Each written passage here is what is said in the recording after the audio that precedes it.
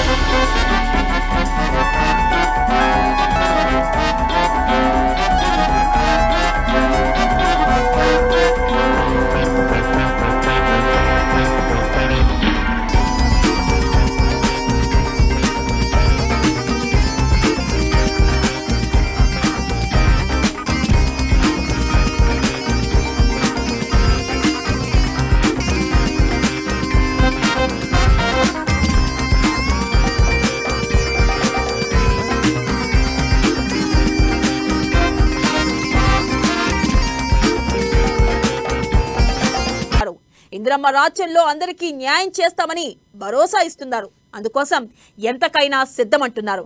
ఎంతటి పోరాటమైనా చేస్తారని గంటా పదంగా చెబుతున్నారు. వీళ్ళంతా నమ్మారు ఈ ముఖ్యమంత్రి చెప్పిన మాటలు.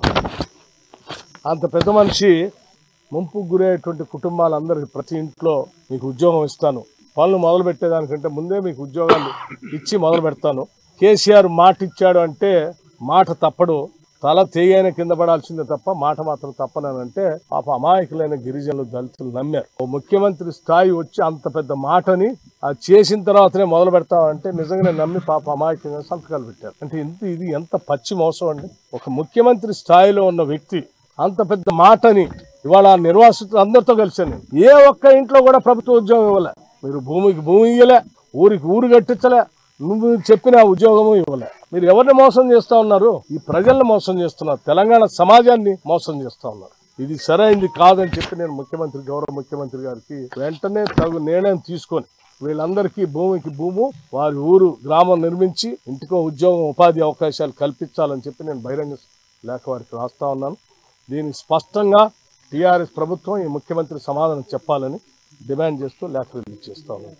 సిఎల్పి నేత మల్లుబట్టి విక్రమార్క ఇప్పుడు రాష్ట్ర కాంగ్రెస్ కు ఓ చుక్కానిలా మారారు.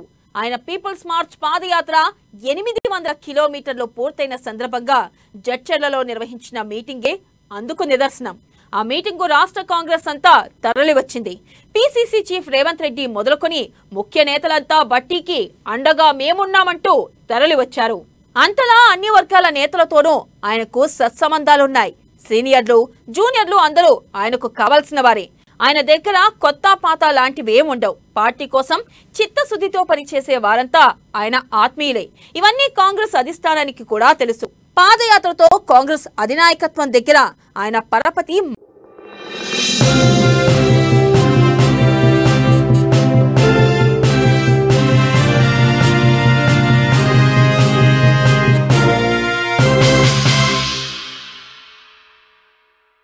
కాంగ్రెస్ లో అటు హైకమాండ్ దగ్గర బట్టీకి డిస్టింక్షన్ మార్కులు పడ్డాయి.